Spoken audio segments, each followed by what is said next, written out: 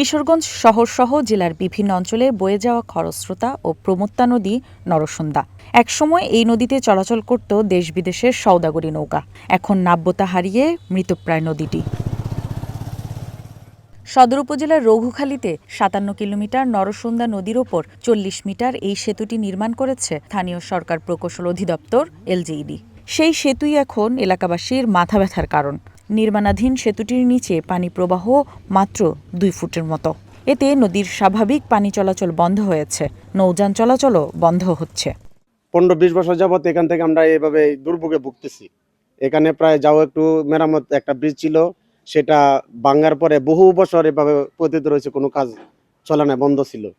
এই নদীর মাঝে যে আপনার কচুরি পানা আছে, এই কচুরি পানা এনে আটকে যাবো, তখন হইব কি এই দিক দিয়ে আপনার পানি কম আইবো, আর ওই দিক দিয়ে যত বাসা বাড়ি আছে সব বাসা বাড়ি করতে আপনার তলে যাইবো। একটা মহিলা মাদ্রাসা আছে, একটা ছেলেদের মাদ্রাসা আছে, ওদের গার্জেনরা অনেক খানাপিনা নিয়ে আসতে হয়, সাইকেল দিয়ে আসতে হয়, অনেক সময় মোটরসাইকেলে নিয়ে আসতে হয়, তখন আসা যাওয়ার অনেক কষ্ট হয়ে যায়। এদিকে স্থানীয়রা সেতুর পাশে বাঁশ ও কাঠ দিয়ে অস্থায়ী সেতু নির্মাণ করেছেন, কিন্তু সেটিও ঝুঁকিপূর্ণ। প্রায়ই ঘটছে ছোট বড় দুর্ঘটনা। তবে ইতোমধ্যে সেতুটি নির্মাণে স্থানীয় ইউনিয়ন পরিষদের পক্ষ থেকে প্রতিবেদন দেওয়ার কথা জানান জনপ্রতিনিধিরা।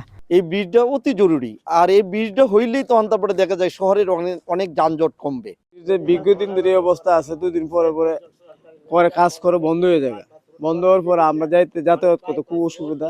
এলাকাবাসী ইউনিয়ন পরিষদের লোকজন নিয়ে আমরা একটা ৩ থেকে ৪ ফুট যদি উচ্চতা হয়, তাহলে আমাদের মনে হয় কাজটা ওনারাও করতে পারবে, আর আমরাও সমাধান হয়ে যায়। এলজিইডি জানায়, সেতু নির্মাণের সময় স্থানীয়দের লিখিত অভিযোগের পর একটি বিশেষজ্ঞ দল সেতুটি পরিদর্শনে এসেছে। নির্দেশনা পেলে দ্রুত ব্যবস্থা নেওয়ার কথা জানান এই কর্মকর্তা। আমাদের তত্ত্বাবধায়ক প্রকৌশলী স্যার সহ বিভিন্ন কারিগরি যারা ডিজাইনার আছেন তারা এসে এটা ভিজিট করেছেন।